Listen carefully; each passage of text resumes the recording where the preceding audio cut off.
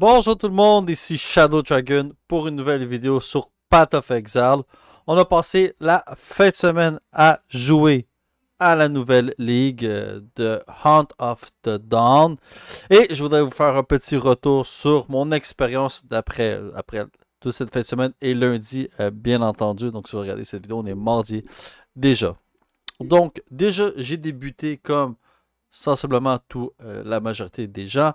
Donc, on a débuté sur la Huntress, la chasseresse. Et déjà, mon premier retour sur la première moitié de l'acte 1, j'ai dit, bon, on va utiliser les compétences avec la spear, avec la lance. On va voir ce que ça va donner. Et j'ai absolument détesté le gameplay de la lance. Je trouvais bien entendu que les dégâts étaient pas là, mais ça c'était bien entendu avant qu'ils fassent la patch où ils ont nerf la vie des monstres, donc des monstres normaux, qui a bien entendu qui est arrivé après que moi j'ai fait ma transition vers un autre style de gameplay. Bien entendu, j'ai trouvé ça horrible. J'ai détesté aussi le fait de parry pour utiliser la compétence parry et ensuite disengage pour pouvoir venir bénéficier de l'augmentation des dégâts. C'est pas du tout mon style de gameplay de faire des combos. Donc déjà, j'étais un petit peu sceptique quand j'avais vu ce que GG avait nous présenté avec le parry, etc. J'ai dit, je vais essayer de trouver une façon de ne pas être obligé de faire ça pour avoir les charges de Frenzy. Bien entendu, ça a été un petit peu plus dur à faire, mais on a quand même réussi à s'en sortir. Bref, donc le premier gameplay avec la lance de la Huntress, j'ai détesté. J'ai essayé, bien entendu, le World Wash, donc la compétence qui nous force à faire les fameux petits tourbillons 3 fois, bien entendu, si je ne me trompe pas, c'est World Wash slash. On va venir le mettre pour venir vous le montrer. J'ai même plus de place pour le mettre. Bref, c'est celle-ci où ce qu'on doit faire. On a 3 stages, donc on va tourner sur soi-même avec la lance. Ensuite, on va pouvoir faire des tornades à l'intérieur. Je trouvais que c'était tellement long d'avoir à tenir le bouton pour faire un stage, 2 stages, 3 stages et envoyer les tornades, surtout en début. Je sais que j'ai vu beaucoup de personnes qui m'ont dit, tu vas voir, en endgame, c'est beaucoup mieux, on fait des tornades. On fait énormément de tornades. Moi, je parle à ma phase leveling avec le build. Donc, j'ai trouvé ça horrible. Et bien entendu, les lances de foudre étaient aussi extrêmement longs à caster. Donc, j'étais toujours en train de reculer. Et aussitôt que j'arrivais en mêlée avec mon Will Rush, je consommais des potions. Je buvais mes potions comme un alcoolique. Donc, j'étais toujours en train de faire un retour en ville pour venir me remplir mes potions et retourner, bien entendu. Donc, c'était extrêmement long et laborieux. Bonne nouvelle pour ceux qui regardent la vidéo et qui disent « Ah, je voudrais essayer la Huntress ». Maintenant, en leveling, ils ont déjà corrigé 2 choses. Ils ont corrigé le temps, la vitesse d'attaque sur la lance de foudre. Donc maintenant, ça va être beaucoup plus rapide pour lancer la lance de foudre, qui est une bonne nouvelle. Et maintenant, ils nous ont bien entendu mentionné qu'à partir de ici, il va y avoir une nouvelle compétence pour la Huntress, donc la sécheresse, où ce qu'on va pouvoir utiliser cette compétence et ça va faire que quand un ennemi est, je crois que sa vie est low life, donc il y a beaucoup moins de vie. On va pouvoir le rusher, faire une strike et gagner des frenzy charge pour venir bénéficier un peu comme si on ferait parry et disengage.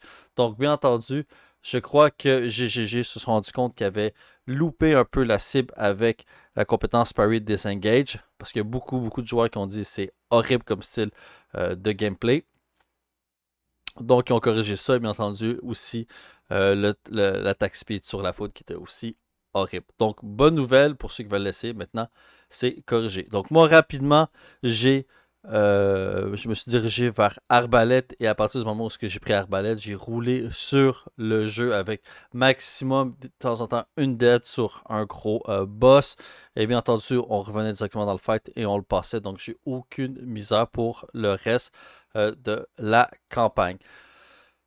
Maintenant, pour tout ce qui est de ce qui vient d'arriver avec la nouvelle saison, avec juste ce que je viens de vous mentionner, un peu le style du gameplay de la Huntress, j'ai l'impression que GGG nous force un espèce de style combo ou bref, qui essaie au moins de nous ralentir. Parce que bien entendu, quand on prend de la puissance, on veut simplement aller toujours de l'avant, de l'avant, de l'avant, le plus rapidement possible. C'est une action RPG, donc on veut bien entendu aller le plus vite possible et dégommer le plus de monstres possible.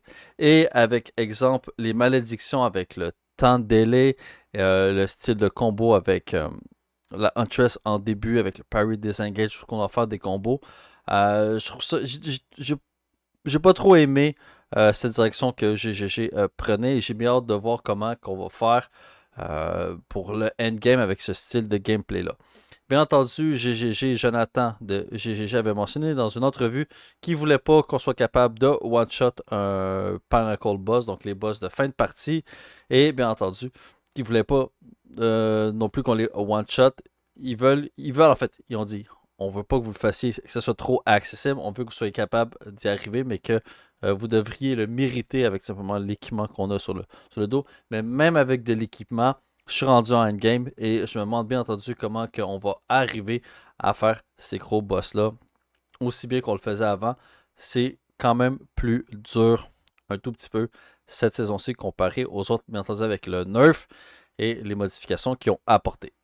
Parlant maintenant des modifications, j'ai essayé plusieurs choses dans mon leveling. Donc, première chose les choses que j'ai beaucoup aimé, c'est tout ce qui est les Rogue Exile, donc ces fameux rencontres qu'on peut faire avec des monstres en fait qui sont comme des personnages qui nous ressemblent, donc avec les classes qu'on peut utiliser, les ascendants qu'on peut utiliser et les objets entendu qu'on peut utiliser nous aussi, et je trouve ça absolument incroyable. C'est toujours agréable d'en rencontrer un. Déjà on va savoir qu'on va avoir beaucoup de loot parce que déjà on va avoir tout le loot que le monstre avait sur lui. Donc si on rencontre exemple une sorcière, on va avoir tout son gear de sorcière, et bien entendu des fois c'était très bonne pièce d'équipement qui va tomber. Et déjà, la petite mécanique où ce qu'elle nous envoie des vannes, le Rogue, c'est bien entendu, je me suis tapé des barres quand je suis tombé sur mon premier combat. C'était bien entendu extrêmement agréable. Ensuite, les Strongbox, j'ai rencontré une Strongbox orange.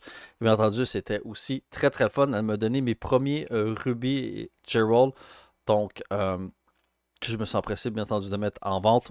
Donc ces pierres-là ici, ils m'en ont droppé déjà des magnifiques et déjà j'ai pu faire, ah ben parfait, j'en ai quelques-unes, je vais pouvoir aller les mettre dans mon arbre de compétences, dans mon passive skill tree et c'était très agréable. Les Strongbox aussi, ceux qui sont pas orange, les autres sont un peu mieux qu'avant, bien entendu.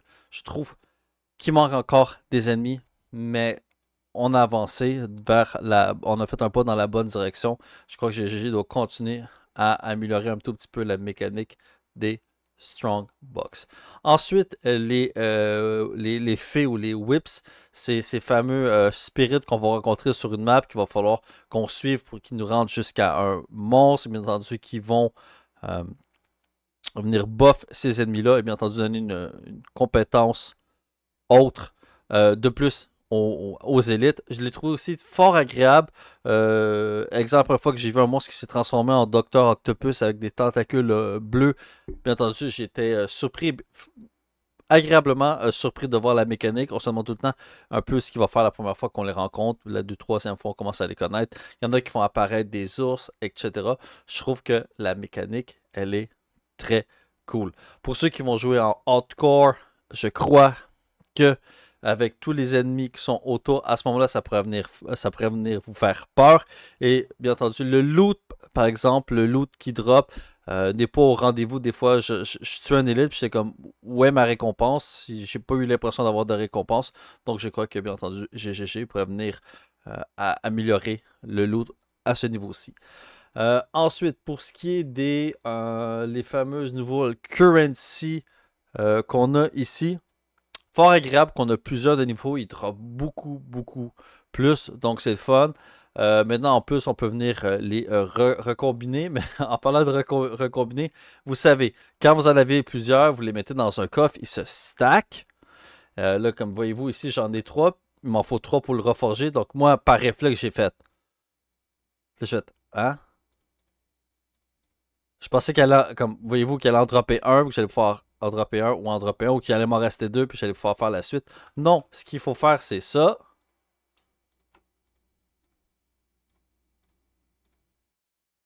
pouvoir venir le reforger. C'est extrêmement long, c'est extrêmement pénible. Quand vous allez avoir un inventaire plein, une page, un stash rempli, vous allez vous arracher les cheveux. D'avoir à tout faire ça, je l'ai fait, ça m'a pris 5 minutes. Donc c'est du temps qu'on perd.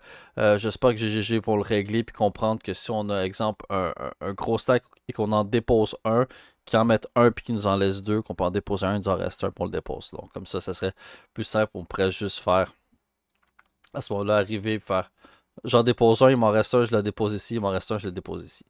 Et je clique sur Reforge. Mais bon. Voilà. Donc on est arrivé en endgame. J'aime quand même bien ce nouveau League, cette nouvelle saison de Path of Exile. Comme je vous dis, GGG a voulu qu'on fasse des combos. Il n'aimait pas beaucoup les builds un bouton. À partir de quand je suis tombé en crossbow, je me suis servi de 2 compétences. Et aussitôt que je suis tombé sur Explosive Shot, j'ai joué un seul bouton sur l'entièreté de la campagne. Donc, bien essayé GGG. J'ai trouvé une façon de jouer un seul bouton et j'ai adoré mon gameplay. No brainer, on utilise Explosive Shot tout le long et on dégomme absolument tout. Et je suis encore là-dessus en endgame jusqu'à temps que je me déplace vers le build, vraiment un gros build endgame où je vais pouvoir faire un petit peu plus de mécanique, mais j'ai l'habitude d'être game. Pour le leveling, j'ai joué un seul bouton. Donc, bel essai, mais j'ai quand même réussi à trouver une façon. Donc, probablement, il va encore avoir des builds avec un seul ou 2 boutons. Reste à voir. Maintenant, il va y avoir d'autres classes que je vais vouloir essayer. Bien entendu, pour les fanatiques de guerrier, à ce que j'ai entendu comme les retours, le guerrier n'a pas vraiment été affecté par les nerfs, ou bref, il a été moins affecté que les autres. Donc, ceux qui veulent jouer guerrier, vous allez avoir énormément de plaisir à jouer sur votre guerrier. Vous allez avoir moins de difficultés que les autres. Dernier petit point que je voulais rajouter, quand j'ai fait, bien entendu, mon leveling avec la Huntress, je me suis... C'était extrêmement punitif. Je vous explique, c'est que on doit faire beaucoup de mécanique pour arriver à un tout petit peu de dégâts avec l'Huntress, surtout avec la lance, pour avoir du résultat quand les mobs, ils font simplement, ils font juste se ruer sur toi, t'envoyer un coup de massue, te faire un spell, puis ils font extrêmement de dégâts. Et pour nous, de l'autre côté, on doit faire tout, utiliser tous les compétences qu'on a dans notre arsenal pour arriver à nos fins et ça a été pénible. J'espère que, bien entendu, GGG vont un tout petit peu réagir, juste déplacer un peu le curseur vers un petit peu plus de facilité pour ce qui est des compétences et des mécaniques. Mais sinon, dans l'entièreté, moi, je suis plutôt satisfait de cette saison-ci. Donc, voilà, j'ai fait un beau topo, un beau retour. Je vous ai donné les points positifs et les points négatifs. Écrivez-moi en commentaire pour ceux qui ont fait justement cette nouvelle ligue de Path of Exile. Quelle classe que vous avez débuté, quel build vous avez choisi et comment vous avez trouvé votre expérience. Je sais qu'il y en a plusieurs qui vont faire un retour comme quoi, qui ont abandonné la chasseresse, qui sont dirigés vers autre chose. J'ai failli moi aussi reroll. Je vous comprends, mais n'hésitez pas à écrire en commentaire votre expérience. Qu'est-ce que vous en pensez dans l'espace commentaire. Donc, merci tout le monde pour ceux qui ont écouté la vidéo jusqu'à ici. Bien entendu, je suis sur Twitch tous les jours. Là, ça va être du Path of Exile jusqu'au 29 avril, saison 8 de Diablo 4, jusqu'à temps qu'on ait complètement fini. Et ensuite, on va retourner à Path of Exile. Donc, bien entendu, vous êtes la bienvenue de venir me rejoindre sur Twitch. Le lien de ma chaîne Twitch est dans la description. Et jusqu'à la prochaine fois, tout le monde, je vous dis have fun, good game, et on se voit bientôt. Peace.